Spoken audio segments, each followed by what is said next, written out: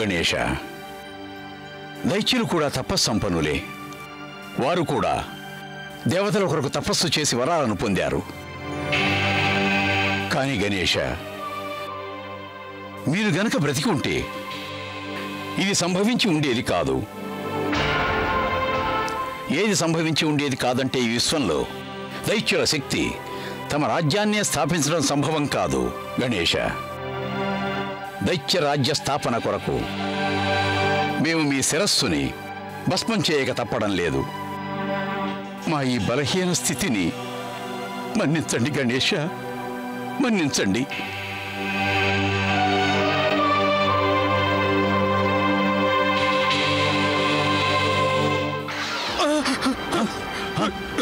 ఏమిటి అనర్థం? గణేశుని శిరస్సు ఎలా మాయమైంది? ఇలా జరిగిందేమిటి గురుదేవా?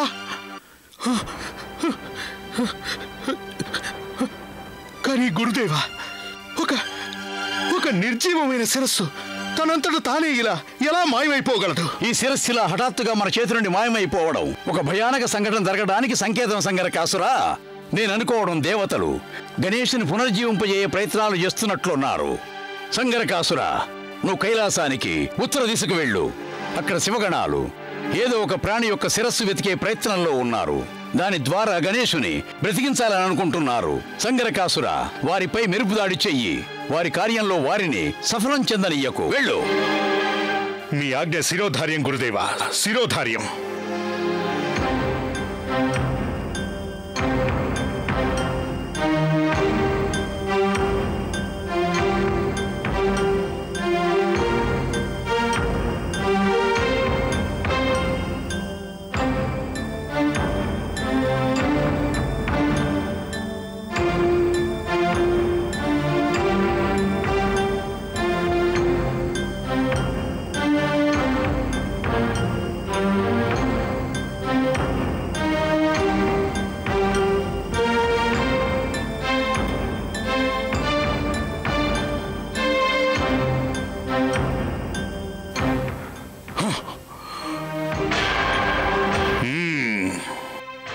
సంగరకాసురా? అవును, సంగరకాసురుడమే. ఈ సంగరకాసురుడు ఉండగా గణేశుని పునర్జీవింపజేయటం అసంభవం. ఈరోజు బాలగణేశునితో పాటు మీ ప్రాణాలు కూడా పోతాయి.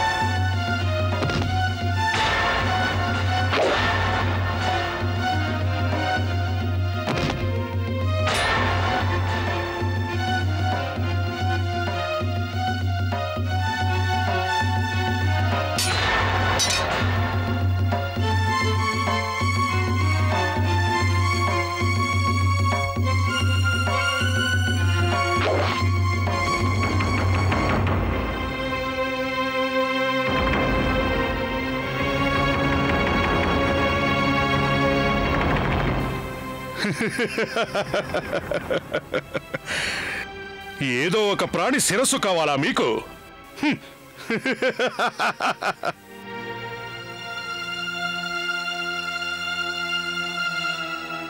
శివగణాలు ఇంతవరకు రాకపోవటం ఏదైనా సంకటానికి సంకేతం కాదు కదా చంద్రమౌళేశ్వర? మాకు ఆశ్చర్యంగానే ఉంది శ్రీహరి. ఇప్పటికే వారు వచ్చేసి ఉండాలి, కానీ ఇంకా రాలేదెందుకని? ఓ దేవాదిదేవా, ఒకవేళ శివగణాలు ఆ శిరస్సులు సమయం మించిపోయాక తీసుకువస్తే అంతా వ్యర్థమైపోతుంది. ఈ పరిస్థితిలో పార్వతీనందనుడు బ్రతకటం కష్టమవుతుంది. నారాయణ నారాయణ. ఏమిటి మీరంటున్నది బ్రహ్మదేవ? అలా గనక జరిగితే ఈ సమస్య మరింత జటిలమైపోతుంది కదా. మనం తల్లి పార్వతీదేవికి ఏమని చెప్పగలం? మహాదేవ, శివగణాలకు తప్పక ఏదో సంకట స్థితి దాపురించి ఉంటుందని మాకు అనిపిస్తోంది. మీ సమస్త దేవతలు గనుక మాకు అనుమతినిస్తే మేమే స్వయంగా వెళ్లి పరిస్థితి తెలుసుకుని వస్తాం. ప్రాణాలతో ఉన్న జీవి శిరస్సును ఖండించి తీసుకురావటం చిన్న విషయం కాదు. నిస్సందేహంగా అనేక కఠిన సమస్యలు ఎదుర్కోవలసి ఉంటుంది. మనం ఇంకా కాసేపు నిరీక్షించి చూద్దాం. ఓ చంద్రమౌళేశ్వర, ఇలా నిరీక్షించి మన సమయమంతా వ్యర్థమయ్యేలా ఉంది. ఒకవేళ సమయం దాటిపోతే మన సమస్త దేవతలము నిస్సహాయులమవుతాం. మనం నిస్సందేహంగా ఓ నిర్ణయం తీసుకోవాలి. అప్పుడే మనం బాలగణేశుని పునరుజ్జీవింపజేయగలం. ఇక నిర్ణయం తప్పదు.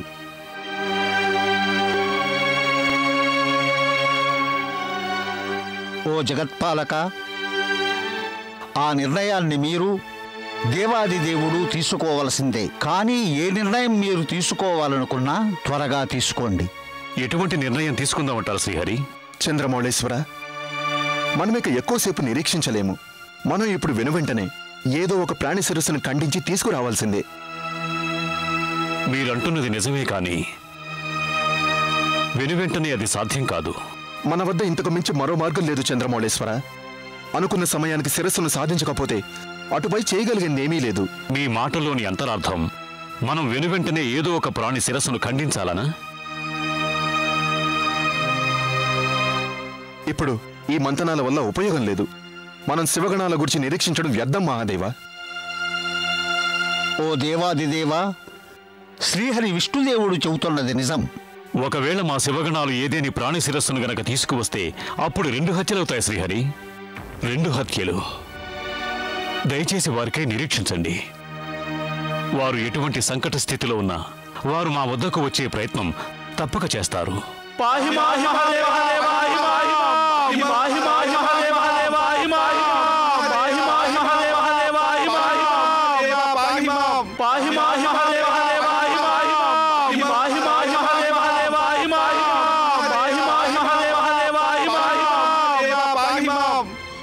ఇదేమిటి చంద్రమౌళేశ్వర, సమస్త శివగణాలు శిరస్సును తీసుకురాకుండా వచ్చేశారు. ఏం జరిగి ఉంటుంది చంద్రమౌళేశ్వర? శివగణాలారా, శిరస్సును తీసుకురాకుండా వచ్చేశారేమిటి? మేము శిరస్సును తీసుకురాలేకపోయాం మహాదేవ. శత్రువులు మాపై దాడి చేశారు. దాడి చేశారా? ఎవరు దాడి చేశారు? సంగరకాసురుడు మహాదేవ, సంగరకాసురుడు. సంగరకాసురుడా? అవును మహాదేవ. ఉత్తర దేశనందు ప్రాణి శిరస్సునికై మేము వెతుకుచుండగా సంగరకాసురుడు మాపై మెరుపు దాడి జరిపాడు. సంగరకాసురుడు మెరుపు దాడి జరిపాడా? ఇది మరో సరికొత్త సమస్యలా ఊపిస్తున్నది మహాదేవా. శిరస్సు లేకుండా బాలగణేశుని ఎలా పునర్జీవింపజేయగలం? ఉత్తర దిశ యందు సంగరకాసురుడు దాడి జరిపినప్పుడు మీరు మరో దిశకు వెళ్ళి ఉండవచ్చు కదా. మేము శిరస్సుకై వెదుకుచు సమస్త దిశలకు వెళ్ళాం ప్రభు. మేము ఏ దిశకు వెళ్ళినా అక్కడకు వచ్చి సంగరాకాసురుడు మాపై దాడి చేశాడు. మేం చెప్తున్న సత్యం ప్రభు. మేము ఎటువైపు వెళ్ళినా సంగరకాసురుడు తన సేనావాహితో అటుగా వచ్చి దాడి చేశాడు. శివగణలో అనేక మంది మరణించారు ప్రభు. నిస్సహాయులమై మేము ఇటు రావాల్సి వచ్చింది. సంగరాకాసురుడు వాడు శివగణాలపై కాదు, సమస్త దేవతల ప్రతిష్టపై దాడి చేశాడు. వాడి దాడికి ప్రతిదాడి చేసి వాడికి సరైన సమాధానం ఏమిస్తాం. ఆగండి శనిదేవా, ఆగండి. మన సమస్త దేవతలకి ఇది సంకట స్థితి. ఇటువంటి స్థితిలో మహాదేవుని విడిచి వెళ్లేందుకు వీలు లేదు. ఇలా మా కోపావేశాన్ని అణచవద్దు శ్రీహరి విష్ణుదేవా. మేము ఇట్టి పరిస్థితుల్లోనూ ఆ సంగరాకాసురుడిని వధించి తీరుతాం. సంగరకాసురుని వధించి నాశనం చేయడం కన్నా ఇప్పుడు కావలసింది సమస్త దేవతల వినాశం నుండి వారిని రక్షించడం. బాలగణేశుని పునరుజ్జీవింపజేయడం అత్యంత ఆవశ్యకం. లేదంటే మన సమస్త దేవతలు వినాశనం కాక తప్పదు. శ్రీహరి విష్ణుదేవుడు చెబుతున్నది అక్షర సత్యం శనిదేవా. వీలైనంత త్వరగా బాలగణేశుని మనం రక్షించి తీరాలి. ఇక మన వద్ద సమయం కూడా లేదు. మరికొన్ని క్షణాలలో ఏదేని జీవి యొక్క శిరస్సు లభించకపోతే బాలగణేశుని రక్షించటం అసంభవం. ఓ బ్రహ్మదేవా, మీరే దీనికి తరుణోపాయం వెంటనే సూచించండి. మమ్మల్ని ఏం చేయమంటారు? బాలగణేశుని పునరుజ్జీవింపజేయడం అత్యంత ఆవశ్యకం. బ్రహ్మదేవ, మమ్మల్ని ఏం చేయమంటారో ఆజ్ఞాపించండి. శివగణాలు వెంటనే వెళ్ళి ఏదో ఒక ప్రాణి శిరస్సులు ఖండించుకొని వెనువెంటనే ఇక్కడికి తీసుకురండి. బ్రహ్మదేవుని ఆజ్ఞను శిరసావహించండి. ముందుగా ఏ ప్రాణి తారసపడితే దాని శిరస్సును ఖండించి తీసుకురండి.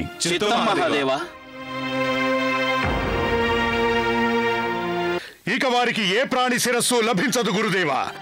మీ ఆశీర్వాద బలంతో ఈ సంగరకాసురుడు దాడి జరిపి సమస్త శివగణాల్ని పాహిమాం పాహిమాం అంటూ కైలాసం వైపు పరుగులు తీయించాడు. మాకు నీపై సంపూర్ణ విశ్వాసం ఉంది సంగరకాసురా. ఎప్పుడూ నీవు నీ లక్ష్య సాధనలో సఫలత పొందుతావని మాకు తెలుసు. ఒకవేళ నీవు శివగణాలపై దాడి చేయకుంటే మన అసుర రాజుకి సంకట స్థితి దాపురించి ఉండేది. కానీ గురుదేవా, ఇక ఇప్పుడు అసురరాజుకు ఎటువంటి సంకటము దాపరించబోదు కదా. గురుదేవా, మీరు అన్యదా భావించకపోతే ఈ సమస్త దేవగణాలు కలిసి గణేశుని వేరొక మార్గంలో జీవింపజేయు యత్నం చేయరు కదా. ఇక ఇప్పుడు అసంభవం సంగరకాసురా, అది అసంభవం. సమస్త దేవతలు కలిసిన ఇప్పుడు గణేశుడికి ప్రాణం పోయలేరు. ఎందుకంటే ఆ సమయం ఎప్పుడో దాటిపోయింది.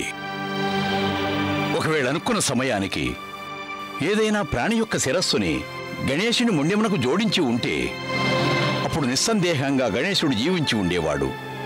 కానీ ఇప్పుడు ఇక గణేశుడు జీవించుడు అసంభవం. ఎందుకంటే సమయం దాటిపోయింది. గురుదేవా, ఎక్కడ ఆ గణేశుడి శిరస్సు? మేము దానిని తుచ్చరీతిన సన్మానింపదలచాం. ఆ గణేశుని శిరస్సుని మా చరణాలపై పడవేయండి. అసురరాజా తారకాసుర, మేమే స్వయంగా గణేశుని శిరస్సుని మీకు బహుమతిగా అందించాలని అనుకున్నాం. కానీ మా దౌర్భాగ్యం, మేము మీకు సమర్పించలేని అసమర్థులమైనాం. మాకు అర్థం కావడం లేదు గురుదేవ. మాకు లభించిన సమాచారం బట్టి మా పుత్రుడు సంగరకాసురుడు ఆ గణేశుని శిరస్సుని బహుమతిగా మీకు సమర్పించుకున్నాడట కదా. ఆ సమస్త దేవతలు బాలగణేశుని శిరస్సు కనబడక ఆశ్చర్యచకితులైపోయారటగా. మేము ఆశ్చర్యచకితులమైనాం తారకాసురా. ఆ గణేశుని శిరస్సు ఇక్కడ కూడా మాయమైపోయింది. ఏమిటి మీరంటోంది? మా పుత్రుడు సంగరకాసురుడు మీకు ఆ గణేశుని శిరస్సు బహుమతిగా ఇవ్వలేదా? ఇచ్చాం తండ్రి గారు. మేము ఆ గణేశుని శిరస్సుని గురువు గారికి సమర్పించుకున్నాం. కానీ ఆశ్చర్యకర విషయం ఏమిటంటే తండ్రి గారు, ఆ గణేశుని శిరస్సు మేము చూస్తుండగానే మాయమైపోయింది. మాయమైపోయిందా? మాకు అర్థం కావడం లేదు గురుదేవా.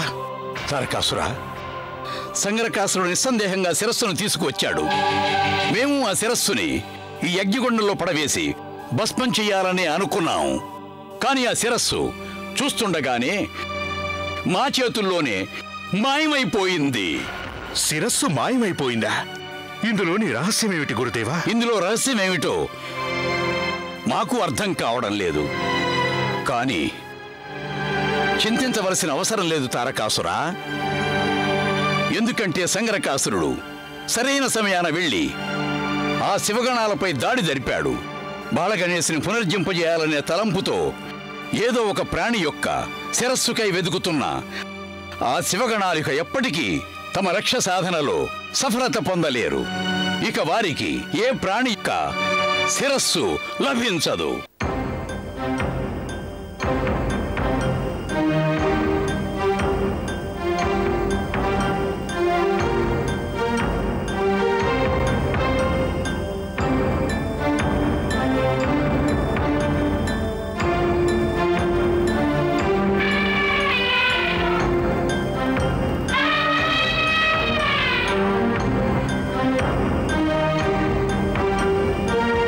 ఆగండి, అదిగో ప్రాణి. ప్రాణ? కానీ అది మన గజరాజు కదా. నిస్సందేహంగా మన గజరాజే. కానీ మనకు తారసపడిన ప్రథమ ప్రాణి శిరస్సును తీసుకురమ్మన్నారు కదా. అవును, దేవతల ఆదేశానుసారం ప్రథమ ప్రాణి ఇదే కదా. సమయం వ్యర్థం కాక మునిపే గజరాజు శిరస్సు ఖండించి వేద్దాం రండి.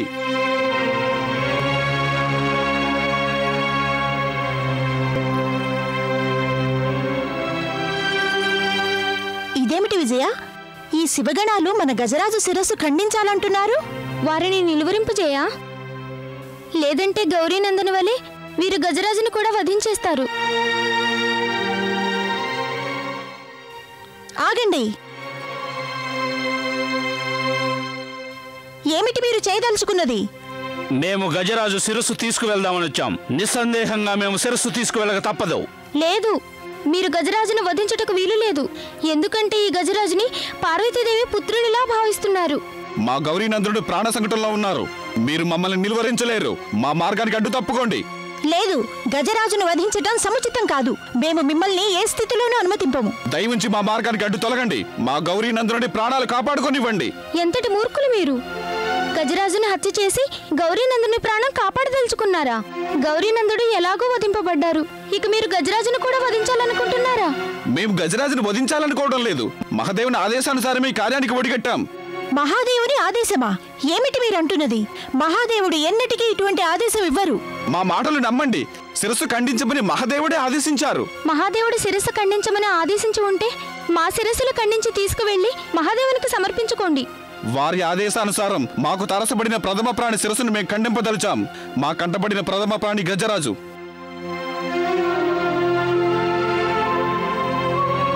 మా వెంట రండి.